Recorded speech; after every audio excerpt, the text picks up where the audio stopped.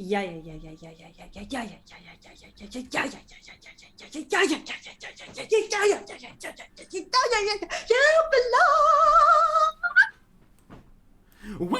of Yalpelor. Yeah. Awesome. Yeah. Welcome to Questers of Yalpelor. Yeah, Questers of Yalpelor is a weekly online improvised adventure game comedy show. My name is Itamar. I'm your host and game master, and I've gathered 4 hilarious improvisers and actors from around the world to How many? 3. How many of us? 3. I've gathered 4. Where 3, is the ghost? Oh my 3 god! are with us today. Matt doesn't count. The 2. Two hilarious improvisers and This one is that's also and okay Matt. to travel through the lands of Yalpelor with me. This is so early in the episode, and we're already going off the rails. This is very easy to go. Very early to... Oh, No more improvisers. Thank you. Thank you, Foregathers, for following. Thank you very much for following the channel. Yay! Woohoo! I'm allowed to respond in real time because we're not role playing yet. So with us, as always, are first we have Matt playing Grubble Bumblin Esquire, a quarterling bubblemancer desperately seeking to reclaim his family fortune.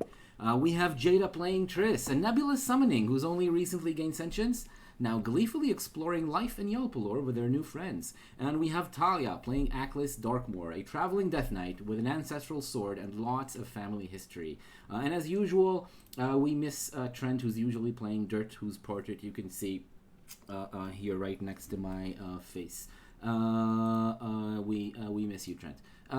These players are not just here to play their characters, they're also supposed and encouraged to invent new details and flesh out other characters and scenes, segue into unexpected twists in the story, and all in all make my life and job as Game Master more interesting and chaotic than it ought to be. You can also influence the game. You can use your XP to activate commands, which will take the game in different directions. For instructions, you can scroll down and look below the video. The game system we're using is Macchiato Monsters. It's an old school game in the style of Dungeons & Dragons. We're using assets and creations by all sorts of awesome fans and artists from all over the web. If you're interested in any of the images and sounds you're seeing on stream, you can scroll down below the video and see the full list of awesome creative people, and you can check their stuff out for yourself. And now it is time for a word from our sponsor. Hey! Do you want loot? Yeah? Do you like loot? Yes. I do. We got loot. Yeah, we got loot. Yeah. I gotta stay on camera. Okay, yeah, we got loot, yeah. Cause we Dirk and Dog, the musical orcs. We got lute, we got tambourine, we got viol, which is like violin, but before violin. And we got symbol. Oh yeah, that's right. Holy symbol. Yeah, that's right. Holy symbol. We got that. Do you want treasure? Do you want treasure? Yeah. Yeah. We got treasure. It's very sturdy tray. It's very tray. Sure. Very good. Very sturdy. We accept platinum and plated num-nums. Thank you. We Dirk and Dog musical orcs. Thank you. Thank you. Thank you very much. Thank you, Dirk and Dork. I believe I feel like Do you have a trombone by any chance? We got a drum and we got a bone and we can stick them together. That's what I thought. I've always wanted a drum bone. That's right. I'm in. Thank you, Duke and Dork. You're glorious. We got ocarina. Ocarina, really? Oh, you have an actual ocarina. I was already. Ocarina is made of rockarina. Rockarina. Rockarino. I was looking for Uncle Rockarino, I dude. heard he made a really good borscht. Alright. Bye. Goodbye. Thank you very much.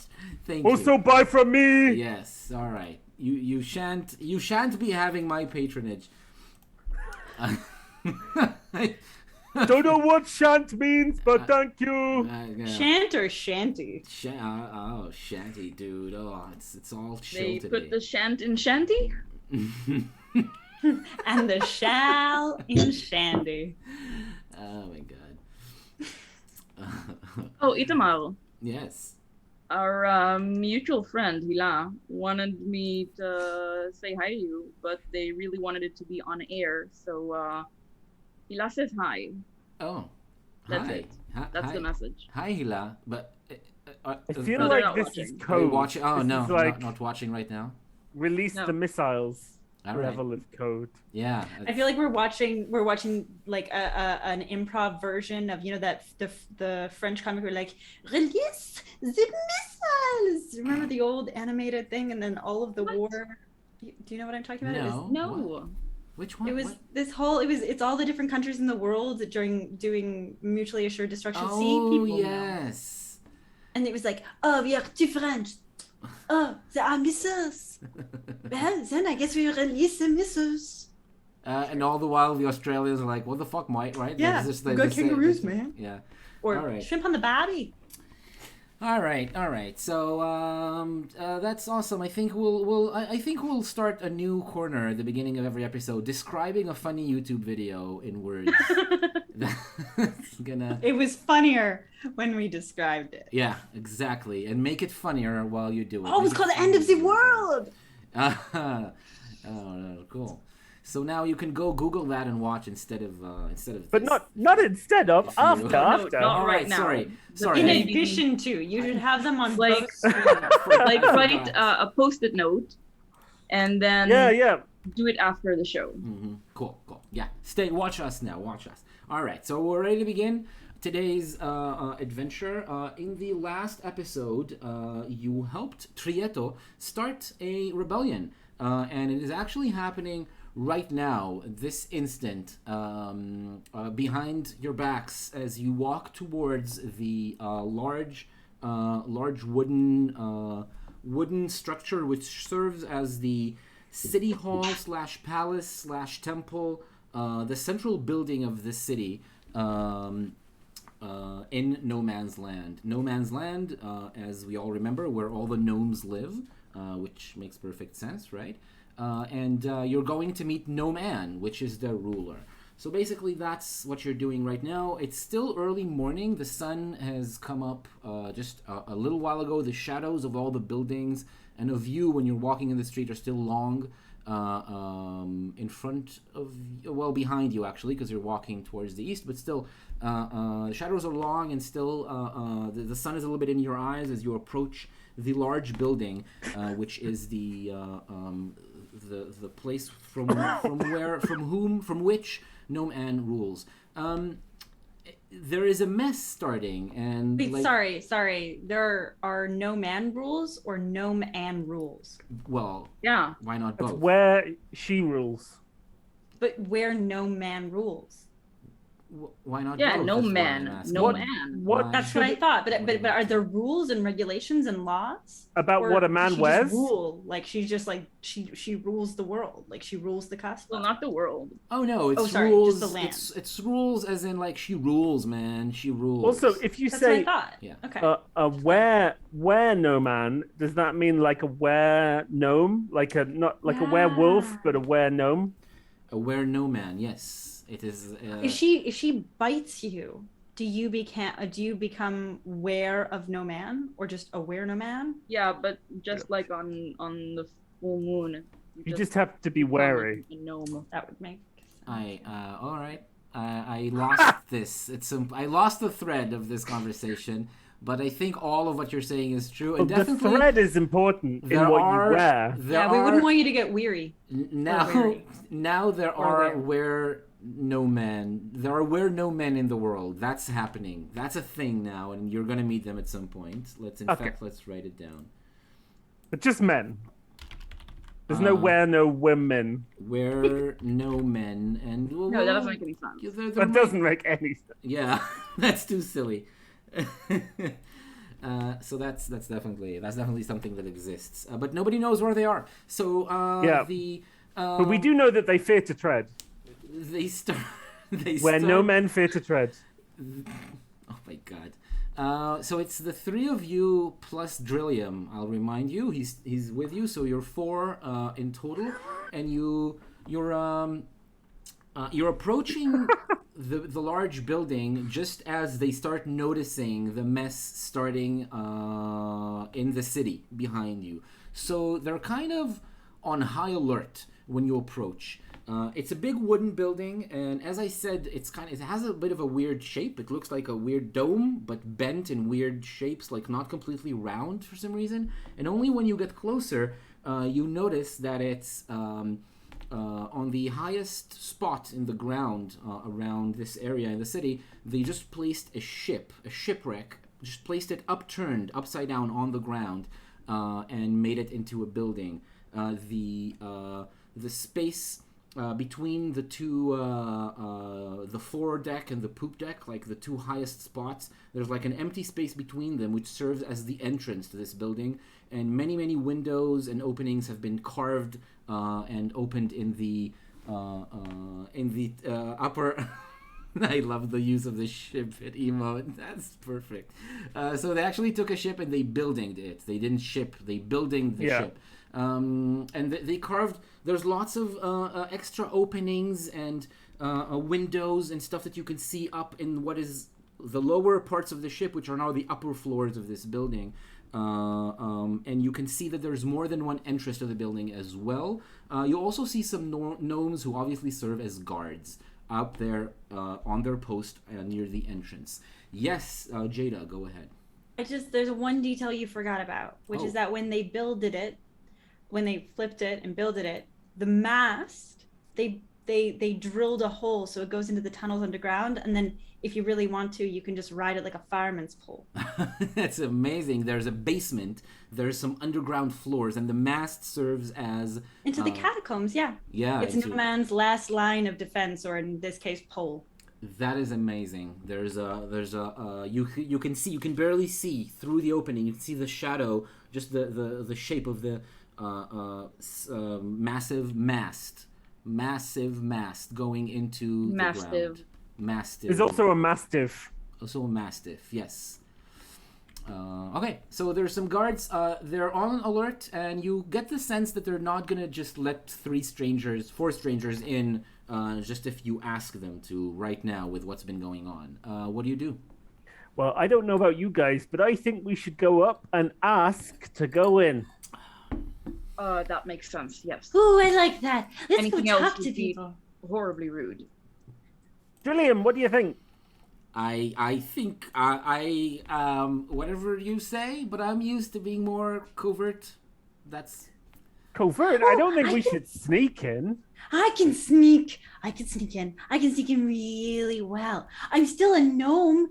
Like, I'm still in this, like, oh, hello, gnome. See, I'm really good at it. I could be sneaky. Yes, I remind everyone that Triss is still in the shape of a gnome, about the same size as the gnomes, which is very small, just still a little bit bigger than Triss usually is. And it's like a pitch black, like coal black gnome, where when the sun hits, now that the sun is up and close to the horizon, the sun hits their surface, it shimmers in all the colors of the rainbow. So Drillium says, sure. I mean, I would choose to sneak in, but if you want to go up there and present yourself, introduce yourselves, we can do that. I wonder what you're going to say. We have a good track record with guards. Oh, guards tend to like us. To guardsmen. And I still have our aura of, don't look, we're amazing going on. So really, we'll be fine. We got Timothy Guardsman. We had Seth Curity. Yeah, all your buddies from. And we had Locksmith. I think oh no, wait, that was a different guy. It wasn't a guard, but yeah. That's. But I mean, they're already on high alert. Maybe just Triss going near them will make them even higher. Ooh, like I'd make them fly? I don't think I can do that yet. No, well, I could actually, because I could just use my lightning spell, just reach out and touch them, and then they'll float off into the sky. Ooh, I want to do that one day. I mean, I don't think that's maybe the right thing to do right now, but I think it's probably best to introduce ourselves and ask for an audience with Gnome Ann. Right. Yeah. Do you still A want me to whole be audience. your? Do you still want me to be your gnomish guide? Sure, why not? I'm But actually. just I think, before we go, Agnes, I'm confused. Do we all sit in the audience with Gnome Ann? And if so, what are we watching? Oh, Grebel, you have so much to learn in the ways of the world. I do think, however, that perhaps it's better if Triss returns to their natural form, because if the guards or if Gnome Ann has some way of detecting deception, we wouldn't want to make a bad impression. But it's not deception. It's still me. I'm still Triss. I just look like this. Well, yes, I'm aware of that, but they might think that we are trying to deceive them. Oh. I agree. Let's try and be normal people. It might be a struggle for all four of us, but we'll do our best. Okay.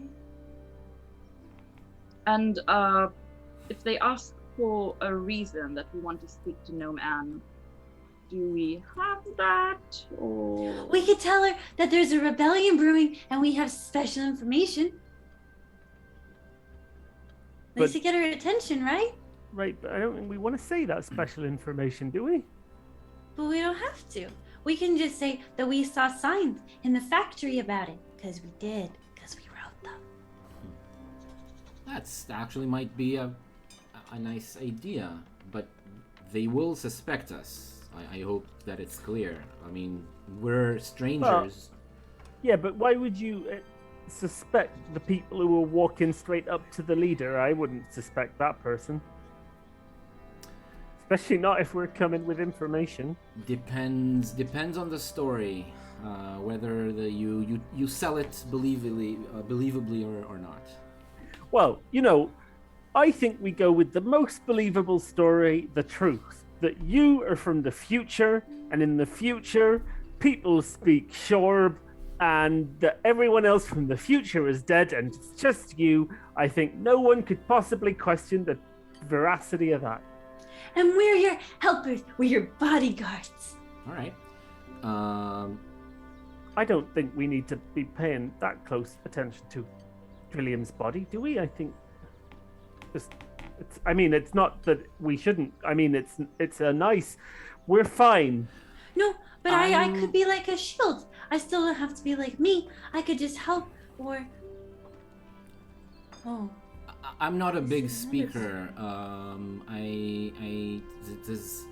Is one of you gonna... He looks at you, Grubble, but then he seems like doubtful. Is one of you gonna introduce me or talk? I can. Oh, yeah, I mean, either me or Triss. I'm happy with that.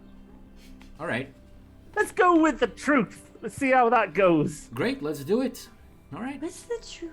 Hello, are you a... Hello, guardsman. How's guarding going today? A dark red and a dark blue, a dark red gnome and a dark blue gnome are standing there. They're wearing armor and they have weapons like sheathed on their persons. Like one has like a big sword on his back, big for a gnome, and one with a hammer that's hanging from the belt. The armor and weapons also seem to be shaped and colored in bright, vivid colors, kind of similar to what you saw from the tools that Triato used. So maybe they're other gnomes. They're almost certainly other gnomes, because that's exactly what the tools that they become look like. They look like big, oversized toys in bright colors. They look at you. They're kind of surprised, and they motion you to get a little bit closer and introduce yourselves. Triss, I know you usually enjoy introducing yourself. Would you like to go first? Hello. Thank you. Thank you for the permission. Hello. My name is Triss, and it's very nice to meet you. And we're here with him. This man here is Brilliant. He's come from the future, and we're And we are talking. not guarding his body. No, We're because seeking an audience with Gnome Ann. Is that possible? Oh, an audience. Well, normally you would be chaperoned by one of us. Are we? How have you come here exactly? oh, we came on a boat yesterday, but there was a mix-up. Oh, what was the mix-up?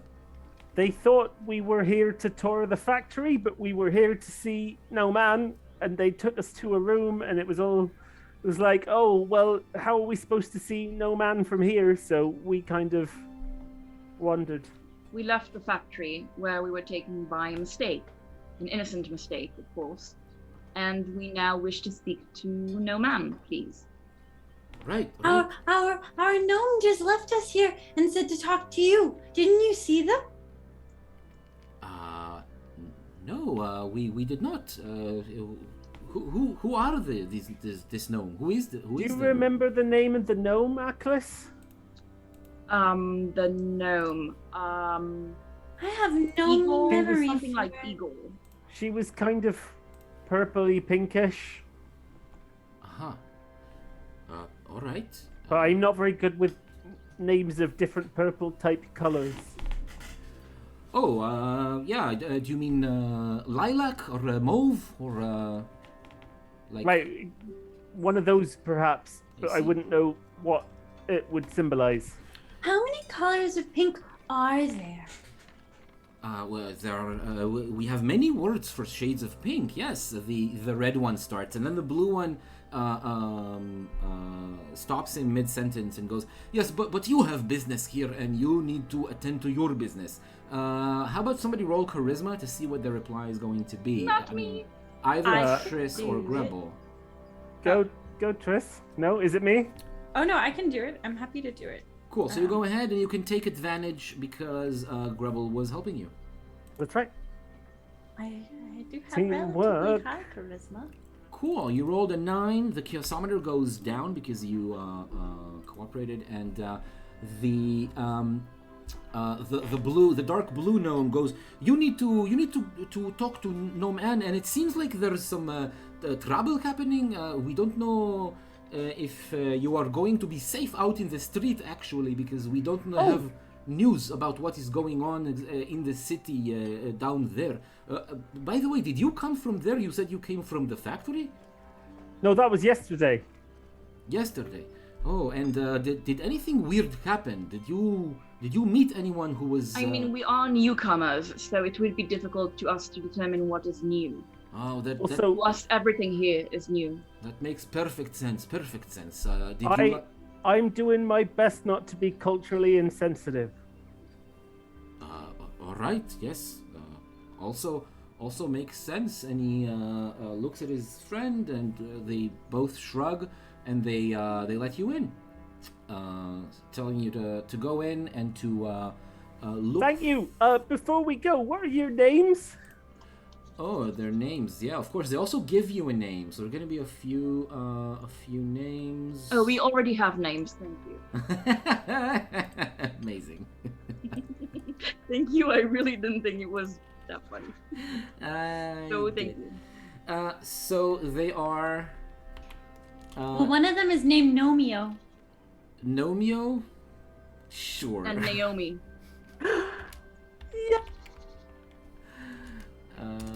Nomeo. It's Nomeo But and also, I will say, Naomi. it's Naomi, exactly- but it's a G at the start of Naomi, right? Oh, God, Oh, yeah, of No. course. I will say that the guard that we didn't talk to, Twitch also named What? Gnome Ursi. Gnome Gnome Ursi. Oh my God. But it's a good thing we didn't talk to him. He might have been harder to convince. You spoke to both of them. You spoke to both. Well, we'll have to have another bodyguard called Gnome Ursi. I I thought there was another guard somewhere else that way. So it was I just there. think it's gonna be Nomeo, and the other one is called Milo. What? Oh, no, it's not. No, it's Naomi. Oh, Naomi? Yeah, with a G at the start. Yeah. Or Ah, Nomi. Yeah, sure, I accept that. Why not? All right. Perfect. So they tell you to look for the master of ceremony. Master of ceremony, whose name, unless somebody wants to name. And well, we've got the options of Milo and Gnome Ursi. Yeah, Gnome Ursi is not going to be his name. That's not Okay. going to So happen. Milo, for this go with the one that you character. had. Gnome Ursi can be another gnome, maybe in the future. An assassin. Okay, so his name is going to be Milo. Yeah, that's going to be the name.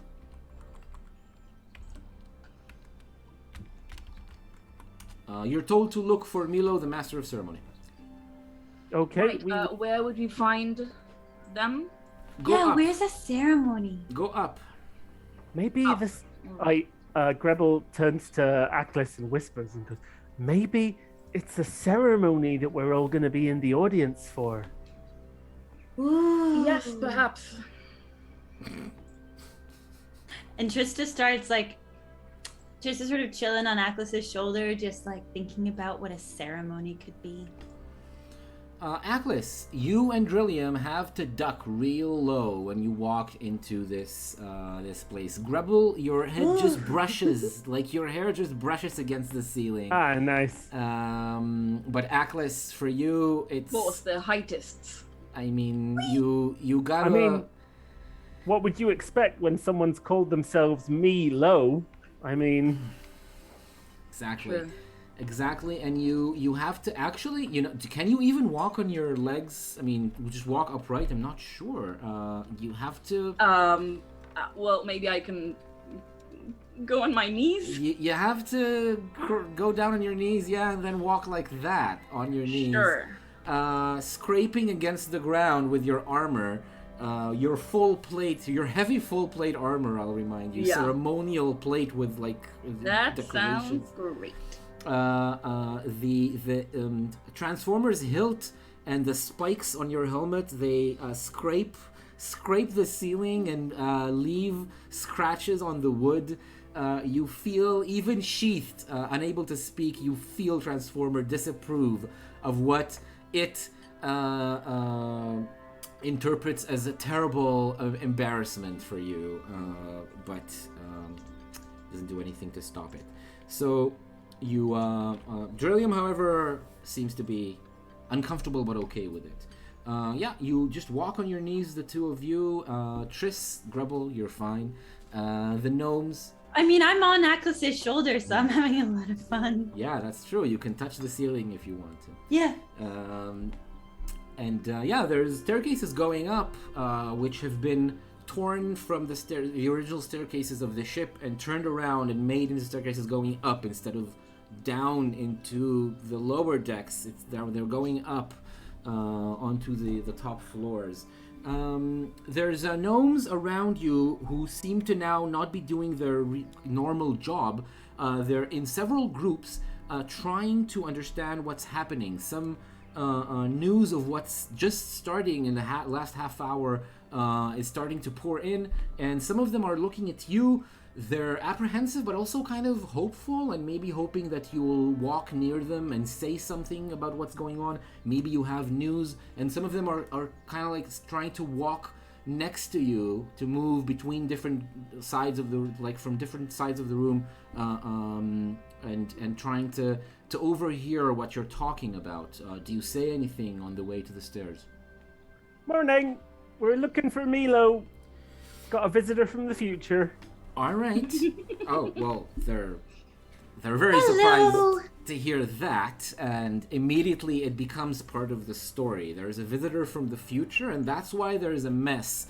Soon the story in the Snail feathers. Snail. Yes, exactly. It's the snail feathers all over again. The story in the entrance floor to this, I'll call it a palace or temple, is the story is now that there's guests from the future, and they have a whole entourage, and there's like some important figure out in the city, and that city is And that person is like a ruler with demands, and they sent an envoy, and you're the envoy, and you're gonna make demands of Gnome Ann, and it's gonna be like a big war or something.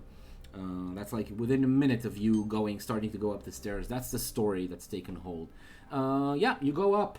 You find that the whole place was repurposed. Walls were removed, and corridors, rooms were expanded and united to create larger spaces. But still, everything is very short, very low to the ground. The ceilings. Atlas, you and Drillium can now walk upright, just barely. You have to duck. You have to bend down in order to walk, but you can do that in these floors. There's a lot of rooms would serve as offices. Still, everything here is repurposed from other kinds of equipment. So all the furniture is mismatched and made from other things. Farm equipment that was converted into furniture. Other kinds of furniture that have been converted to things that they weren't to begin with. Large chairs were made into gnome-sized tables, and stools were made into gnome-sized chairs, and so on and so forth. They use each other as tools very, very easily and readily. Some of them seem to be very used to jumping up into their friends' hands and turning into inkwells and quills and hole punchers and staplers and all other kinds of equipment that you need to use in order to do office work. They turn into this kind of these kind of tools. Maybe some of them you haven't even seen in the past. I don't know. And they all stop. Are there any windows? Is it dark in here? So there are windows. They used to be the original windows of the ship, and they've been they're now mostly open. There's some light coming in. Yeah. Why? No, just curious. Just because I was picturing like the bottom of the ship, so I thought it would be dark. No. But we're not at the bottom yet, are we? You're not at the bottom yet. Yeah, you have to go up a couple more floors. Yeah, so you go up another flight of stairs. You're now at the second floor above ground, and here there's larger rooms. The gnomes here seem to be wearing more comfortable clothes, fancier, although there's still other things, like a big sweater that was turned into a robe, for example, or stuff like that. When you go up to that floor, one of these fancy gnomes stops you in your tracks as soon as you leave the flight of stairs and asks you, where are you going exactly? Hello, we're looking for the ceremony, or if not... The Master of Ceremonies. That's right. Who should I say is looking to talk to him? Oh, I don't think he knows us. Well, then we should say Drillium, I think. Why would he want to see you? Oh, because... we have a very important message. Oh, also he's from the future. A very important message from the future. That's right. Well, I do not know if that will be convincing, but I will tell him, of course. Okay. And he goes into the room at the end of the corridor. Trillium, while we're waiting, got any important message you could say? Important? Well, we've just told him it's an important message from the future. Oh, right. Important message. Yeah, about the terrible catastrophe. About end of the world. Good thinking. Yeah. Right? I mean, that'll do the job. Yeah. All right. So I'll say that. All right. Okay. So are you comfortable doing? Because you're gonna have to do some speaking, and I know you're a soldier. Mostly you don't like lead in the talking. But you might have to sort of step up and do some talking here. I'll do what I need to do. I'll if you're struggling, we can prompt you. Yeah, if you can help me a little bit. I have lots of ideas. Oh yeah. I'll really appreciate it. Yes, thank you. That's great. You see Milo emerge from the room and walk towards you. He's wearing what was once party decorations. You almost instantly recognize it as chains with decorations hanging from them, made of paper, foil, and other cheap materials, who have been woven into like a fancy dress, like a full body robe. It looks all sewn together and wrapped like around his body. It looks like he's wearing an actually quite a fancy party dress, or robe, like a rich furry robe, but it's made of just pieces of cheap material, woven and sewn together into layers on top of his body. He walks toward you. His coloring is a dark grassy green, and he walks towards you kind of apprehensively. He's not sure about you, but he gets to you eventually, and he says, "Yes, I was told you had a message for me." Well, hi. Yes, I mean, technically it's a message for Gnome Ann, but we're kind of hoping that through you we can get this message to Gnome Ann. Oh, to Gnome Ann. All right. We want to be in an audience with her. You want audience with Gnome Ann. Well, Gnome Ann does not see strangers. Oh, well, okay. The gnome the gnome who what if- called Milo, who's there in the entrance to Milo's room, mutters something about Gnome Ann doesn't see anyone ever. But Milo like shushes him and says, "She does not see strangers just for no reason. I want to." Oh no, we have reason. We could tell you the whole story, and if you write it down, you can tell it to Gnome Ann, or maybe Gnome Ann could, be in the room and look the other way and just listen. I don't know, just some ideas. It doesn't really work that way. You need to in order to meet Gnome Ann, you need to even be in the same room with her. You need to be to have a reason, and she needs to invite you. If you tell me exactly what is going on, yes, I will tell her, and we will see. Oh, I guess I'm Trillium. Is that good? You think that's will it do the job? Sure, yeah, I don't mind telling Milo. Hello. My name is Grebel Bumblin. Hi, and I'm just Sistress. And this is my Friend. my dear friend, Aklis V. Darkmoor. Nice Hello. to meet you. And you are? Oh, and this is Trillium. Sorry, I just got quite excited because Aklis didn't say anything about us being dear friends. Too late. No, I thought it would be quicker if we just got to the point. Right. This is Trillium. Trillium comes from how many years in the future, Trillium? I have no idea. Oh, from a great distance in the future, and a time where there is no magic and people speak Shorb. And Trillium, take over, please. Oh. All right. Stop. You do not tell me anymore. I think we will have an audience with Gnome Ann. Yes. You can Great. meet her.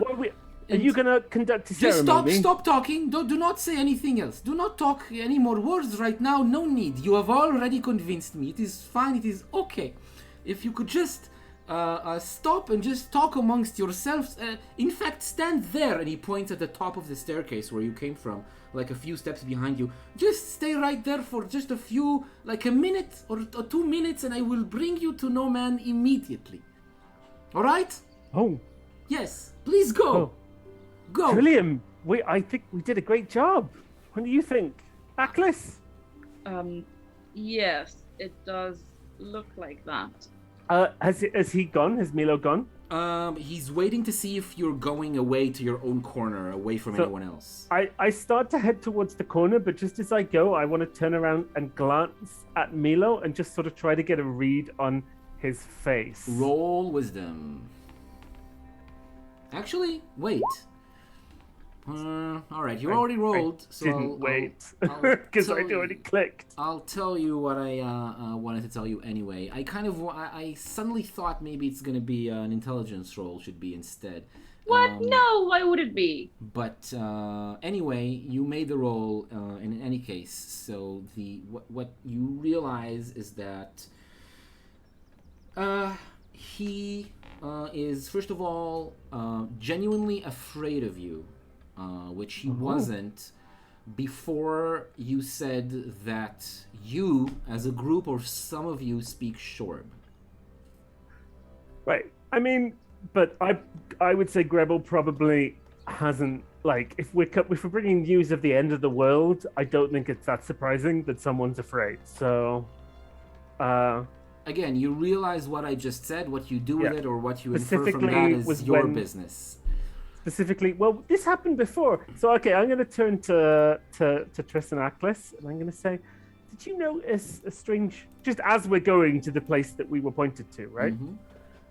Did you notice a strange reaction when he said that Graham speaks Shorb? I hadn't noticed. No? What do you There mean? was a reaction? Well, there was How one did you earlier. react? Do you remember when we arrived and I thought I was being diplomatic and I spoke some Shorb to the Yes. lady? Well, she didn't like it, No. and neither did this guy. He seemed Oh, quite... I thought it was just your pronunciation that was abysmal. Right, but I didn't speak any Shorb this time. And just talking about speaking Shorb was the difference. Yeah. So now I'm thinking back, and maybe it wasn't my pronunciation, you know? Oh, Is I there thought anyone maybe it else? was because you hadn't studied enough. Is there anyone else in the room other than Milo? You're not in a room. You're still in the. This has all happened in the hallway. We're all in the and hallway. You're now you're sent back to stand at the top of the staircase at the end of the hallway, where right now nobody is next to you. There's no one. Okay. Milo pretty much ran to the stairs going up and went away. Okay, I am 100% convinced that the place where he told us to stand, there is a trapdoor there. So I'm gonna stand like a few steps to the right All right. because I don't trust that guy. Okay, I'm gonna get my hands ready to I'm gonna stand where I'm told, but I'm gonna get my hands ready so that if something happens, I can cast Lighten on myself. Okay, you're readying that spell for anything. Well, that if suddenly the floor disappears underneath me, I will lighten myself. Yeah. But, Ackles, Rebel, Yeah. I mean, I could try to be sneaky and then find out what they want. You know, that's actually not a bad idea. Do you want to kind of sneak up and find out what Milo's gone upstairs to say? I mean, no one's around. I mean, they are our host. We are guests here.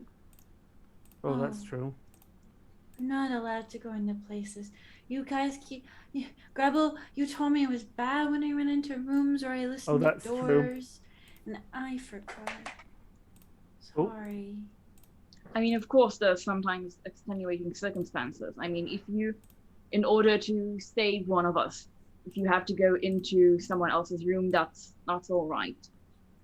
But not without a very good reason, I would say. If both myself and Ackles agree that it's a bad person, then maybe you can sneak around. But What if- right now, we don't know if they're bad or not. Oh, but how do we know if they're bad? I could know. How could you know? Sometimes I just know. Can you give me an example of a time that you knew? Like with the now Jada is forgetting. It was the not hippo. Hippodillo? The The hippodillo. hippodillo. With the hippodillo. But he wasn't bad, and then he was, and then he attacked us. But he wasn't. He was just in pain. Right, but he still attacked us. But he didn't want to. Oh. That's true. We didn't want to. We did find out And- after. and- like- That is an important distinction, but I think maybe in the heat of the moment, not as important. But okay, that's fair. But what about when I first met the Tisms? The Tisms. Right, so Skip. you met Skip and decided he was nice, and then later we found it out that he wanted to resurrect his dead lover, and No, I just knew he was sad and he was looking for a tree, and I'm just okay. I think, Tris, that you're very good at finding out how people are feeling, and that is a very useful skill, and you shouldn't feel bad about that. But don't worry, we'll teach you morals at some point. Are those like the mushrooms? That Dirt had on his shoulders. Perhaps. Maybe we should get Dirt to teach you morals. Oh, I'm not sure that's such a good idea. What? He always knew right and wrong. Did he? How long are we going to be standing here? I'm still standing with my hands like this, ready to like. I guess I'll hold my waistcoat. That's what I'll do. All right. Well, and Triss is just sort of like a slowly deflating like cloud on Atlas's shoulder, with just the sheer amount of disapproval and just the general kind of disregard that their friends are having for their mental well-being and abilities. All right.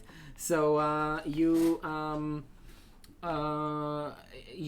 wait a couple more minutes after the conversation dies down, and Milo is back with his companion, the one that you talked to at first. They're both standing next to the stairs going up at the other end of the hallway. Oh, okay. They're motioning to you to come close, to come near. Yes, there is an audience with Gnome Ann. Yes, you can come. Oh, very nice. Yes. I guess and then I stop holding my waistcoat and I start walking forward. All right. Yes, good. Do you all join? Yes. Atlas, are you going to be in any way prepared? Because Grevel isn't. He says, yes, just do not speak until you're spoken to, all right? Just wait until Gnome Ann talks. How do we know when we're spoken to? She will talk to you. She will talk to you. Yes, she will, yes. How will we know who Gnome Ann is?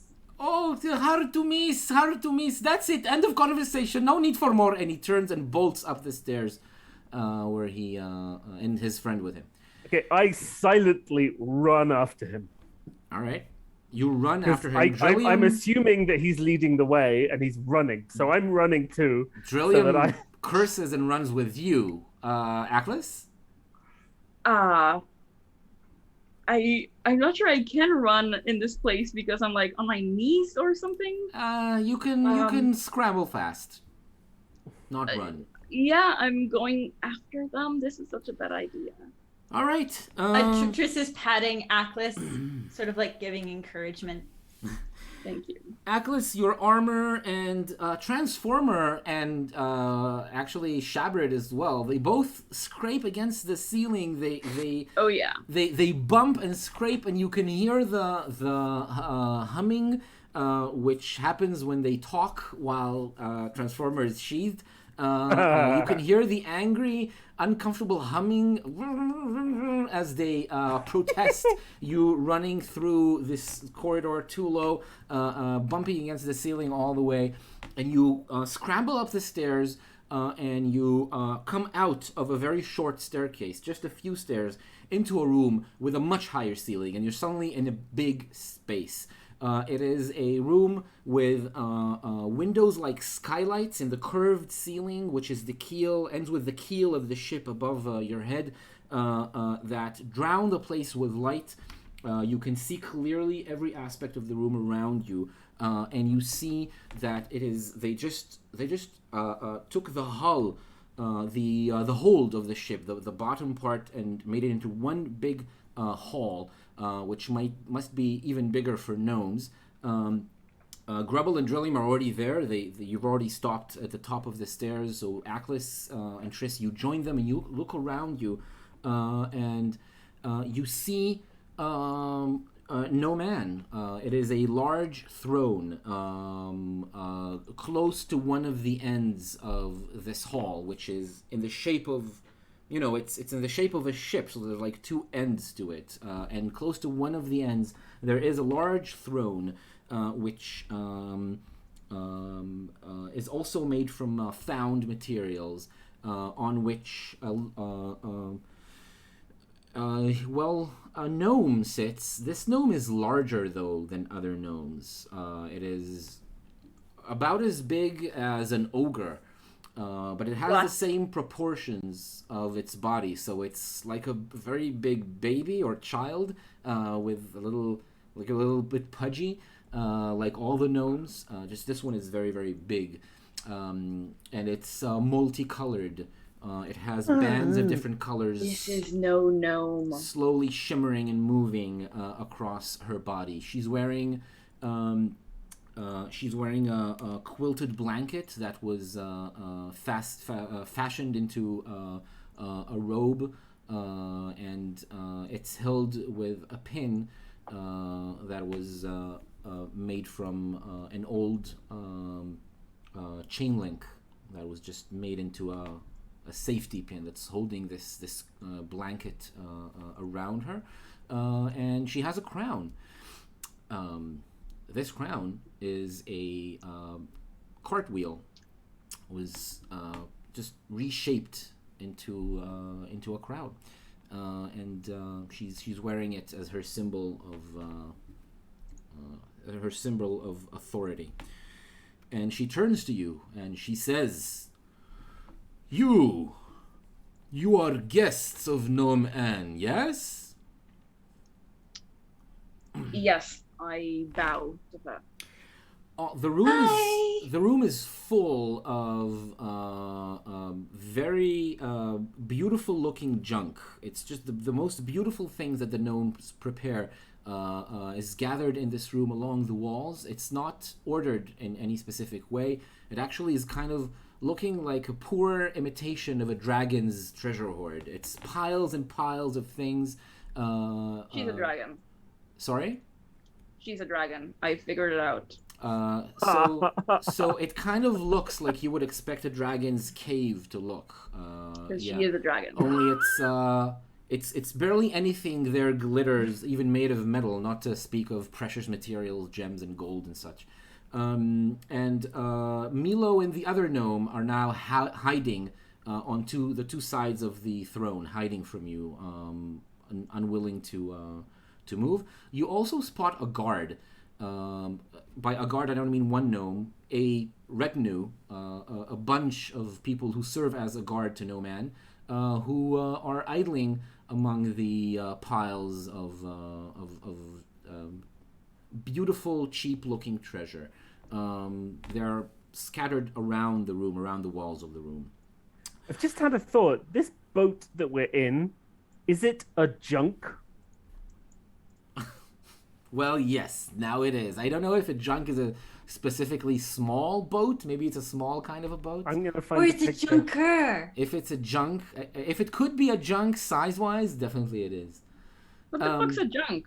Junks are like these Kind of a boat. Chinese boats, Chinese sailing ships. What? To be fair, I also know the term junker for, like just boats that are starting to fall apart on the sea. It's probably a junker rather than a junk, because I'm looking at junks and they're quite small sailing ships. And So this it's is not much a bigger. junk, it's just a boat. It's just a ship, actually.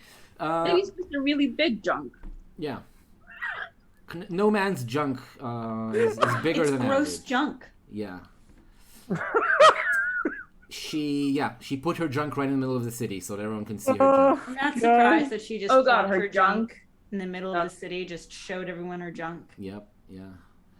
All right. She just seems to have Just no turned shame her junk about upside down. displaying- Yeah. She just has no shame about displaying her junk. She drilled a huge hole in the ground to fit her junk into. Yeah, Oh, I mean, God. she likes to, she likes to pull down her junk, Mhm. Yep. slide right down her junk. Important Invites people to detail. slide down her junk. Really. Sometimes people climb up her junk, but Oh, it's not as, You Not just as did. recommended. You just climbed up all over her junk. all up No Man's You're all junk. over No Man's junk. She says, then come closer to me. I think I we- do. Yeah, we step forward, and I might push Trillium forward. All right, he does. Go ahead then. He follows your direction and he steps forward ahead of all of you, and he says, "My lady, queen, your majesty." And she says, "Yes, all of these things. I am high priestess, queen, your majesty, all of them, your highness as well. Tell me, well, what are you looking here, and why do you come to bother me with your stories about you knowing how to speak Shorb?" And Trillium says, I do speak Shorb with all due respect. I came here exactly because of that reason. I'm here to warn you of a terrible, terrible thing that's about to happen. Proceed. There is a disaster that is about to happen in the world. The world turns unlivable, poisonous to almost everyone, and only a small group of humans survives. I'm one of these humans, and I was sent back in time to try to find out what causes this destruction and stop it. And he looks back at you, Grubble, for confirmation, like if you have anything to add. That's right, and also that something happens to stop all the magic in the future as well. All right, yeah, there's no magic. And there's nothing but humans, and almost all the world it's impossible to breathe, to walk in. It's poisonous and terrible. We have to live in a dome. Right, but the humans all speak Shorb. Yes, yeah, we do. Speak Shorb, huh? I want one of you to roll wisdom. You go ahead and choose. I mean, I would say probably, most likely, Aklis. What? Well, I I'm also dumb. vote Aklis because Trace is not. I'm name just was trying. like- wise. I'm focused on getting Drillium on script. So Well, that's what you get. Yep. meanwhile, Talia goes definitely a dragon, but So- Aklis.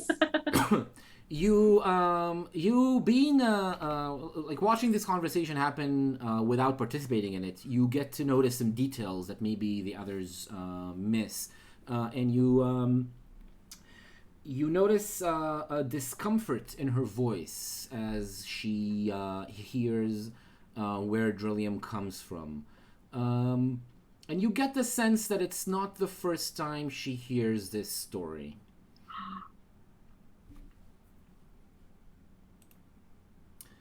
I haven't got that sense, but Matthew is reacting. However, she is Sorry, noticing. we have that the sense that she what? I missed that. it's not the- Wait, not- I got that because I failed the roll. so wait, there's more description coming. It's What? what I described. as- I'm sorry, but do you mind repeating? Because I'm so confused. Go back. Rewind 10 seconds. Rewind, please. What Aklis noticed is that it's Let's not. just redo the whole episode. So Reroll on your We'll do wisdom. it better. Tris will stay unknown. Yeah. It'll be so much clearer. You're on Roll your on way your to wisdom EMAG. again. You're Maybe gonna have we'll your just, first maybe we'll just adventure. burn the place. You're level 1 with 6 hit points. No! Reroll your characters. Matt, you're a halfling monk. Okay. A So, halfling. This is the worst thing you could what teleport Aklis to. Like. noticed is the fact that it's not the first time that Gnome Ann is hearing this story about the future and the disaster and the terrible thing that's about to happen. However, she notices you noticing, and she Chris didn't notice. she sits up in her throne. The quilt kind of falls down a little bit, showing her upper body, which She's is showing us her junk. well, not yet her junk, but yeah, she seams to be undisturbed by trunk? the fact that she's now half exposed, and she points at Drillium and Aklis and says, "You are sent here as assassins, aren't you? You're here to to destroy me. You are here to expose things that nobody should know. Yes, just So like I'm that afraid there's been a traitor. misunderstanding. That We're traitor. friends. Yes, I know that you are aligned with that traitor Trieto, who the three brothers who left this island some years ago. Atlas never exposes anything. We haven't even seen their face. I mean, I have. That's a different conversation. But, can I? Triss is feeling very uncertain about their abilities. Mm-hmm. And I'd like to try to see if Triss at least understands what's going on, and specifically if they can kind of empathically understand what exactly is going on. Yes. Good idea. I love Generally, there's never going to be an ability or a role, just to remind you, even though you know that, to determine what you realize or understand. What you actually realize or understand is enough, and you may use whatever you realize however you want in the game. But using the empathic ability, you definitely can. So mark one use, and I will describe that what you're feeling from Gnome Ann is absolutely nothing. There's nothing going on. There are no emotions, nothing at all. However, from slightly behind the throne, a very strong wave of fear can be felt. Oh my god! What do you do? Gliss, I think I'm broken. I broke it. I'm sorry. I was trying to do my thing. I was trying to understand. I was trying to be right. Remember about how I can know people. Stop talking amongst yourself and but there's making nothing plans. there. There's Plans just to something disrupt behind the quilt. and make a But there's rebellion in nothing the there. city. There's no man. Yes, I think I know I'm it is broken. you. I know it is you who have been doing, who have been starting the trouble in the city. I know it was you. Do you know how I know? Because I know that you are not who you claim to be. Yes, I know who were supposed to be the esteemed visitors. Yes, bring them out, she motions. And three of the guards come out of one of the piles of beautiful junk, beautiful garbage, and they bring out three wizards. You recognize them instantly as students in Mugglehampton, Grubble. They have the uniform and the symbols. They're students who are currently studying an advanced degree in Mugglehampton. Okay. It's and- Magglehampton, by the way. Sorry, Let's what? not- It's Magglehampton. Let's not- We're not Harry Potter. Mugglehampton Exactly. is exactly the opposite. Yeah. So Magglehampton. So there are three advanced degrees studies students. They're a man and two women, just unassuming, walking pretty with scared looks on their faces. When they look at you, they become even more scared. They're really not understanding what's going on. As they come close, can I quickly turn to Triss and say, so you're saying there's nothing there, but there's something behind? I mean, unless I'm really broken, like you and Atlas said, and then I'm useless. But no, I think she's bad. Okay. You guys okay if I do something crazy? I mean, as players, or Yeah, is it you as a I'm person asking you as or- players, I guess. So as players, 100%. Oh, set the Fantastic. world on fire. Fantastic. In that case, I'm going to turn to Trillium and I'm going to say, watch over them. And then I'm going to turn on my boots of jumping. And I want to jump over and behind No Man's Throne. Amazing. We will roll dexterity for that with advantage because you're acrobatic. That's one of your traits. Woohoo! Because I'm out of combat. I get to use it before combat. You got to use Yes!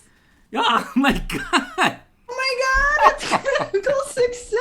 That's amazing. He didn't bumble it. Nope, He did not. you didn't bumble it at all. And he never bumbled again. No, he never did. He never not bumbled again, but this time. You, Grubble, you jump with your boots of jumping. They light up like they do, like a little, not a flash. It's not a very strong light, but there's like a little light going off exactly when they send you up a bolt, like a bolt through the air. You jump and you realize in the air that you did it perfectly. You see the whole hall behind around you turning as you flip through the air 3 times before you crash through. Can I? Is he like does he do like the superhero landing? No, not the superhero landing. I want the Black Widow landing. They're like. Yeah, that's the superhero landing. Yeah, the 3-point landing. Yeah, it's a 3-point landing. Perfect. No, he's doing something slightly different. Oh, okay. I mean, he's doing the Simone Biles, which you know what I approve, man. Oh, that's also good. The one, Wait, yeah, are you Kind of looks dabbing? like a dab. Yeah, Are you dabbing? You can't see my legs, but I'm like it's bent legs to the side. No, you're just Matt, dabbing. Wow. Whatever it I mean, was, Rebel's it looks coolness epic factor when you is- do it. Rebel Right dabs again. at Gnome Ann. All right. Yes, very important. All right. It's still just dabbing, man. Yeah. Fine. You're dabbing with the legs If you as well. watch the That's all movie you're doing. Black You're Widow, dabbing you'll with the know what arms I'm and talking legs about. together. Well, I haven't. Well, I mean, if you were recreating it with less dabbing, because Grubble is like- now mid-air, I'm gonna stop this and I'm gonna keep describing because the poor Grubble is still flipping several more times while we're waiting for the description to end. You realize when you're already above the throne, there is like a cover behind it. Something is covered, and you fall through it. It's a shimmery fabric that you just fall through, and you rip it from a frame that it's attached to. You fall down on the floor. You drop perfectly on your 2 legs with your arms, your Black Widow landing, which I guess I haven't seen yet because I haven't seen the movie, and you rise from your perfect landing that you nailed to see a frightened woman in dirty clothes sitting on something that looked like a large coffin or something on the floor and operating a very complicated device that kind of looks like lots of the machinery that you saw on the ship when you rescued Drillium. She's operating. Why'd you have to say that she's frightened, though? Now I can't gloat properly. Well, Also, she's not a dragon. she is very worried. Well, and, not that we know of. afraid. And Okay, so you said it's futuristic technology stuff. yes, and she turns to a pad, like some kind of a circular opening that she has in the machine. She leans towards it while she's looking at you, very afraid, and she says, "Pay no attention to the woman that is behind the throne. No, it is of no consequence. Not at all. Just do not look at all." And your friend is dead. He's died from the landing. He landed and he broke all his bones and he died. You go away from my throne, assassins. Attack them. And the guards start. He's fine. And the guards start jumping into each other's hands. Half of them become weapons, long spears, and the other half hold them and they point them towards you. After they've transformed into weapons, they are now half a dozen guards who are They surrounding don't you. react to what just happened? Of course. Their reaction is to do as they're told. Okay. Because I'm behind the throne, so no one else can see, right? No one else can see the woman, or they can because the curtain came down. No, nobody else can see what you're seeing. You're behind a very large throne, so you're hidden. Aklis and Triss, what do you do? Draw my weapon. Do we get some battle music? What is Drillium doing? I mean, we'll see if there's a battle first. If there is, Oh. there's going to be What a do you battle. mean? Drillium is now standing between the two. Well, it's not between the two of you because you're on Aklis's shoulder. So right next to Aklis, ready to protect you. His gloves lengthen and become the kind of electrifying whip that you've seen before, and he's ready to swing and swing at your enemies. Triss pulls out their spiky leveling measuring rod and menacingly brandishes it. All right, cool. Who wants to roll charisma to see if you can keep them away for a little while? Me. Triss. All right, Triss, you go ahead and do that. You succeed. I'm very charismatic. That's perfect. They look Triss at you. Triss has this like long. I don't know if anyone remembers, but there's this. We kind of I kind of borrowed it from a desk in EMAG.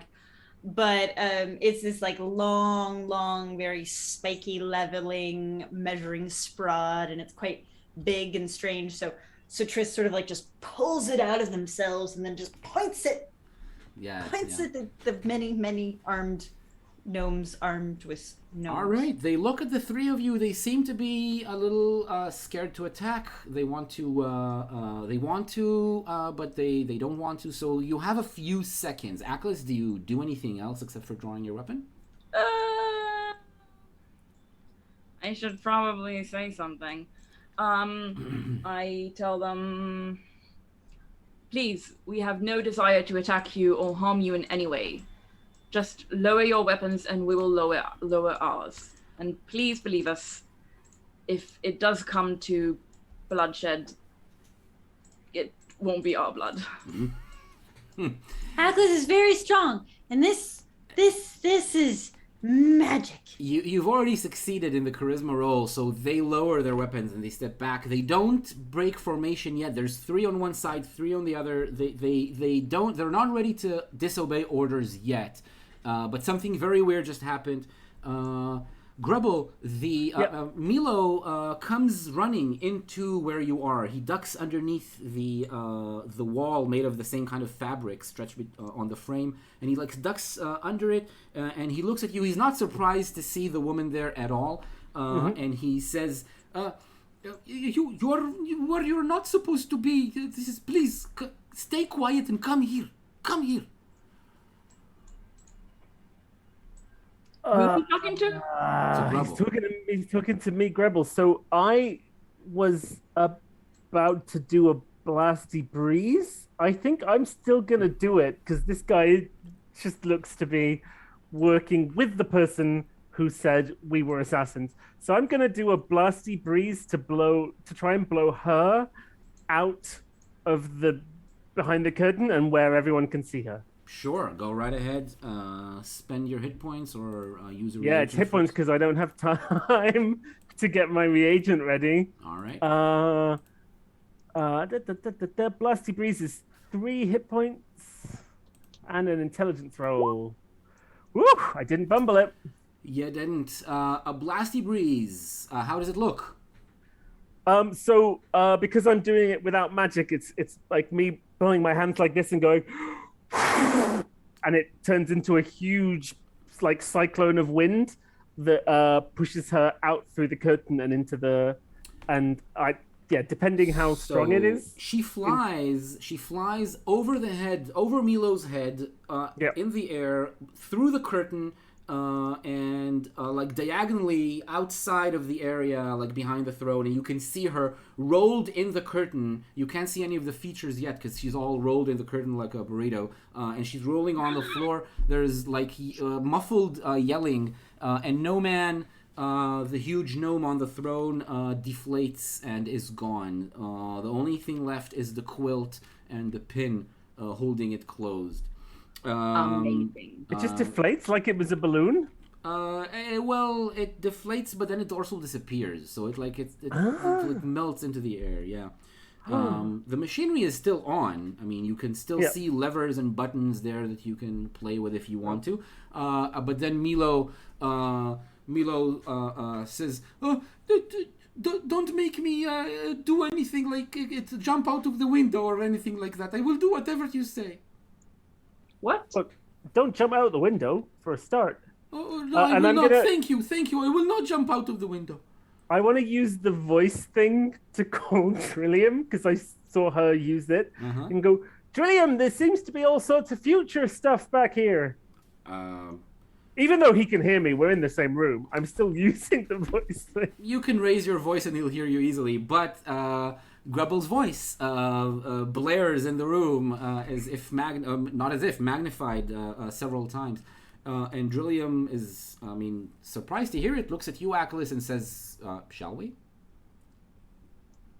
Says what? Sorry? Shall we? Shall we? Oh, yes, of course. Go ahead. All right. So you walk behind the throne. The guards stay there.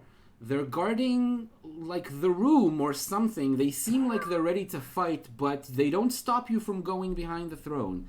There's absolutely no resistance there. and they're happy to just let you through. So no battle music today. Hey. But you do notice, Atlas, that you're passing next to the woman that was launched outside of this area. You're leaving her behind you to do whatever she wants. Oh, no. I wanna grab her Mm-hmm. and just. That sounds like a question. What do you actually do? So you and Is you and she Tris. is she gnome sized or is she human? No, she's a small-sized human. Yeah. Oh, I didn't get I'm that. gonna grab her. All right. Yeah, she's very light. She's a human, but she's a very I'm gonna small help. human. And yeah, Tris, you hold the edge of the blanket of the fabric. Does the castometer go down? No. For your help. I mean, that holding the edge of the blanket was, whew, the effort. That was the linchpin, but no. Achilles doesn't actually need help, and you have to help at like something that requires a roll in order for the chaosometer to go down. So yeah, you walk behind the throne and you see the same thing. It is the things that look different here are the coffin that she was sitting on. Something, again, it's like a coffin, but it looks a little bit more futuristic, kind of like things that you saw in the ship the Drillium came from, and this panel with the devices on it through which she controlled and spoke as Gnome Ann. She grabs the blanket, the fabric, and she pulls it down. She shows her face. She's quite old, and no, sorry, she's not quite old. She's middle aged. Quite young. Quite young. No, Should we guess? no, she's middle aged, and Is she middling young or middling old? and pretty small and skinny. And A baby. she looks at Bebe. Drillium, and she says, "I didn't think anyone else made it."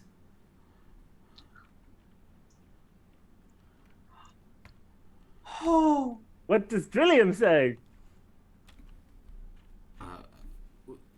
How? He points at the coffin, and he says, "From where? I thought there was only one ship." No, I made another one just for myself, and I traveled all the way to here. Drillium is at a Drillium, do you know loss this woman? for words. No, I've never seen her, but I recognize what she is. She's one of us. She looks like us, like the humans who lived in the future where I came from. And he points to the coffin. This is a suspended animation pod, just like the ones that we were in. Just this is one that's designed for one person. I'm confused. If either one of you could just clarify what's going on here, that would be extremely helpful. Yeah, also I- for the gnomes. I don't get it. don't know. How about you let her sit there and she'll tell us all the whole story. And she nods. Can we get I those? let her sit, but I stay very alert. All right, she sits. Can I get the wizards to come over and listen too? You want to get the wizards? Sure, they can join. Yeah, sure. I want these Mugglehampton wizards to listen in. That could be a useful thing. All right, no problem. So they come in, and when you call them to come, they join. They're quite young, younger than you are definitely, and they're very confused. They don't know what's going on and why. From the outside, you start hearing noises. People are yelling, calling, and maybe there's even something crashing or falling down outside of the ship. Oh just in the yeah, streets. there's a rebellion I forgot about. There's something. I tell the students, please don't worry. Consider this a learning experience. Yeah, I mean, one of the girls nods and says, "Oh, yeah." The other two are just shocked. She starts telling her story. I got desperate. We were researching a way to stop it, but in secret, I was actually working on a way to save myself. When I found out that they were selecting some of the scientists and some others to go with them in the time machine, I decided to build one for myself. I built a pod just enough for one person, and I hid in it. I just sent it to the past. I did it blindly. I didn't know how to exactly where to send it. I didn't have this information. When I woke up, I was still a young woman, and I found myself here. As opposed to middling young. Yeah, no, I was still a young scientist, just at the early in my career. I thought I had a future, and then they were all talking as if those who stay behind are doomed to die. That we're sending the people in the time machine to build a new world, to warn everyone, to save the future, our past, but we will. The leading theory was that we will still stay there and die. It is obvious, Grubble, to you that Drillium. This is new information for Drillium. That this was the theory. This was what the scientists thought at the time. And I didn't. Grubble mutters under his breath. That's why they sent back the most virile. And they. Tris. I whispers to Atlas, "What's virile?" Rebel can explain to you later.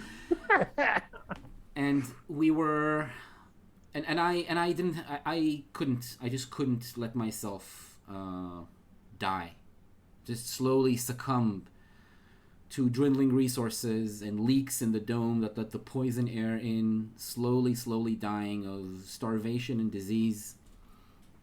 I had to save myself. I was weak and selfish. I have a question. Maybe it's not the most important question, but it is a question. Have you been trying to stop all these gnomes from speaking Shorb? Yes, I have. Right, why? She looks at Milo, who's still there. Yeah. She doesn't want him to be around, but she's not in control of the situation. Do you do anything about it? Yeah. Milo, you know how I said don't jump out the window? Yes. Go stand with the guards. All right. I will go stand with the guards. And he goes. She nods her thanks, and she continues. Shorb is our language, and for some reason, when I started speaking it, it's a technical language. It's a language that scientists use to convey complicated technical details, scientific terms. Really? Yes, and when I tried to speak to them in Shorb, they knew this language, but they reacted strangely. And after a very short while, I realized that whatever they're told in Shorb, they must do. It's a language that compels them to act in whatever the speaker says. Like they're slaves?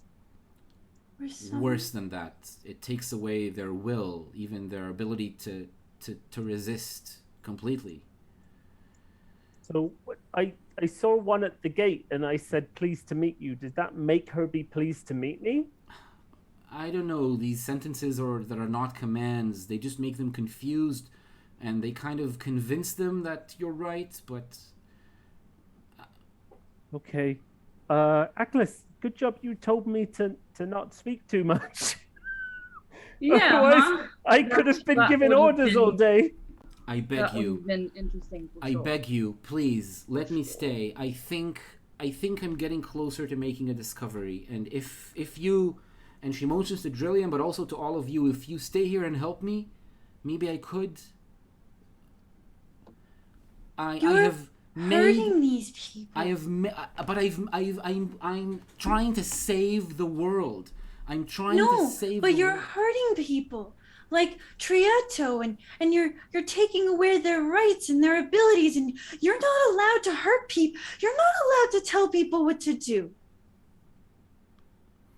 Can you tell us what's happening with Triss? Because this seems fun. Triss seems to be having this sort of. Triss was a summoning, and Triss was a slave. And for Triss, the idea that just a simple word can tell you what to do. Wait. Why have we stopped speaking in character? I think things were pretty clear. We can talk about it sorry. later. We're in the middle of the conversation. I just wanted to know how Triss was like physically. I guess is I should have phrased it differently. Cloudy. Like I think the being that is Triss, the summoning that is Triss, has never been more solid. Ooh, fun. Okay. She continues defending herself. No, I'm doing this to the benefit of many more people. Well, you stopped everyone from speaking Shorb to stop everyone being slaves. I'm not following. Or are you still giving them Shorb orders? I still commanded them as Gnome Ann. You took all of their things. You forced them to do what you wanted. You had people like Trieto that were running all around the world just trying to find ways that they could be happy in themselves again. And you made them traitors, and you tried to turn everyone against them. You're a monster. Well, what are you making them gather all the junk as well?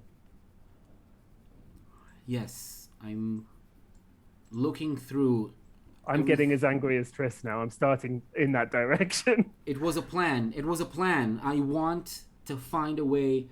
They're obviously very skilled craftsmen. Their ability to turn into different tools and use each other and cooperate this way is magical, is amazing, and they obviously can create things, amazing things, from whatever they find.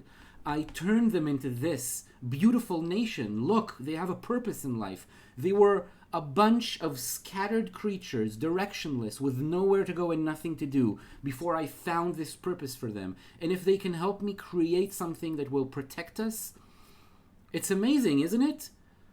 Triss. Triss, as this woman has been talking, Triss has been getting almost like bigger and bigger and bigger. It looks like Triss is almost static. Wait, if you're solid, are you weighing down Atlas's shoulder at this point? For the first time? Maybe, yeah. I have no idea. All I know is that Triss is getting larger. Maybe I'll just push them off. Well, Triss is going to jump.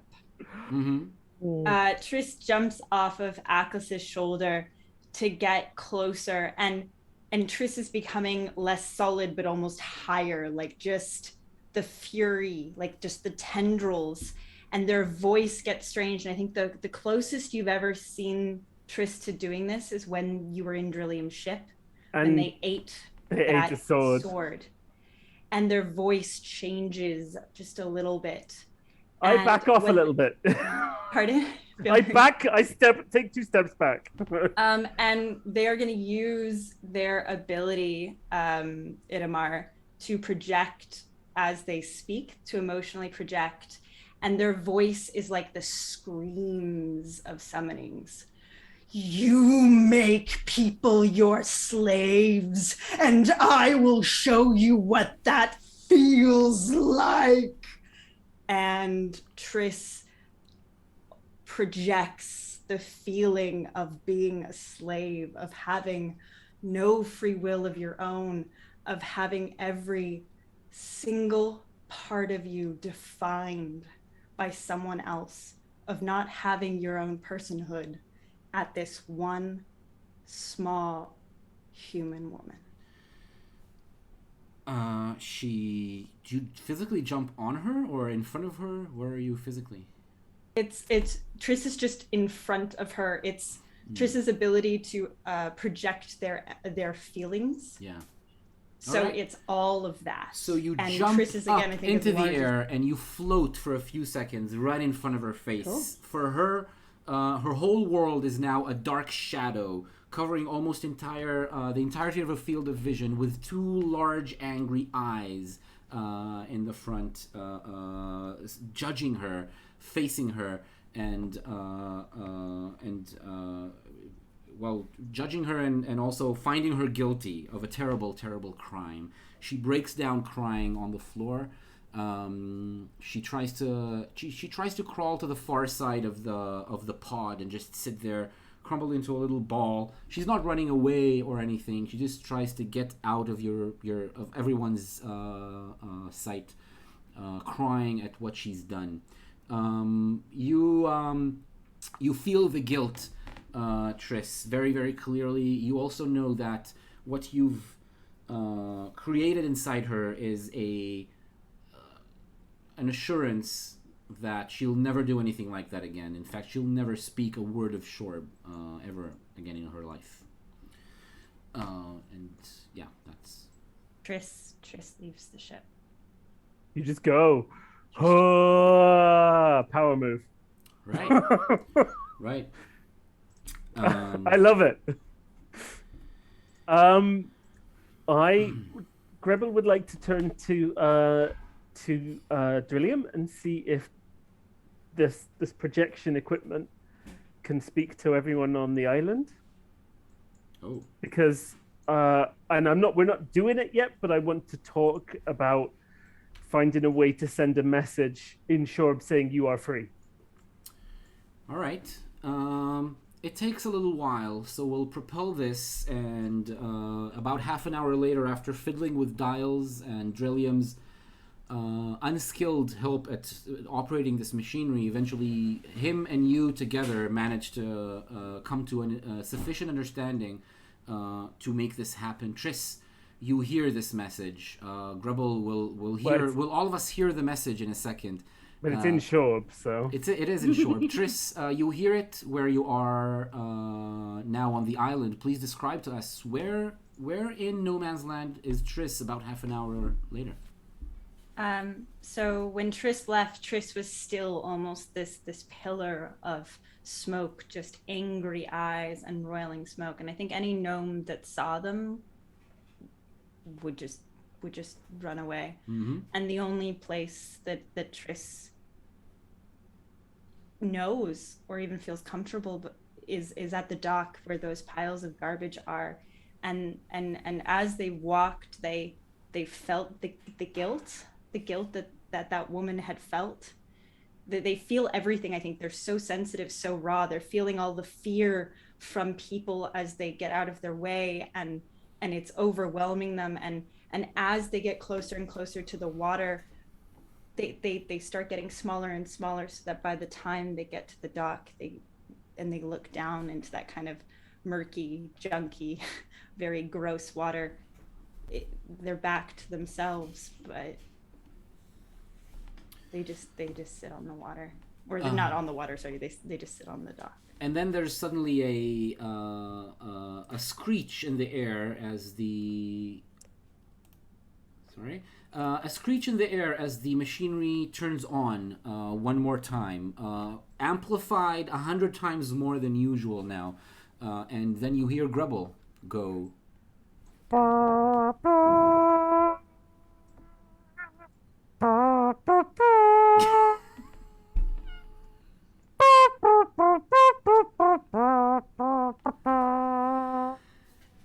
And to these beautiful sounds in eloquent and beautiful, harmonious Shorb, you hear the yells, the happy calls and cries of gnomes all over the capital city of No Man's Land as they realize that their rebellion has succeeded beyond their wildest expectations, and they are now free. No man is no more. and Gnome Ann is no more. there's- There's a gnome called Oh. we don't have the 25 minutes No, necessary for boy. what's about to happen, so let's just all acknowledge that we have the capability, we have the technology, but instead of that, we will describe you walking out and leaving No Man's Land, all of you together alongside the three hapless wizards from Magglehampton who also are looking for a way out of the island. Although the young one, the younger girl actually decides to stay behind at the last minute and write her article about this. About what's happening right now in No Man's Land, because it's more interesting than the original subject that they wanted to research. For sure. And you Smart girl. set off on your way to a new location. You gain another goal that you've completed. Yes. Yeah, we did Which it. means that now you're on 3 out of 6 already. God damn. You're getting really close to level 6. That's what happens when you let us define things. And I wonder if you want to tell me where you're headed right now. Oh, If you- gosh. No, or thank you. it's gonna be another big discussion about that. All right. So we'll talk about it before the next episode. Maybe it's actually Twitch fans, appropriate suggestions Be- to help us decide. because fans may suggest, of course. You go right ahead and chat right now if you want. But I'll say that the next episodes are a little bit up in the air. We're not sure exactly because there's a little bit of an availability issue, especially. I mean, we already know that September 6th, which is 3 weeks from now, we're not going to have an episode because it is a holiday, which means Rosh Hashanah. Holy Day. Yeah, it is the Jewish New Year's. So we're not going to be available. But next week and the week after that, if you want to know, stay tuned in our Facebook page. Follow it to get the update. As soon as we know we have an answer, we will post an update there. And if you don't see that, you can come next week and just see if the episode is on, and if you're live or not. If you don't know but you still want to attend. Our new followers, Foregathers, at the beginning of today's episode, and DJ Robinson Nave from 4 days ago. Thank you very much for following the channel, and thank you for watching.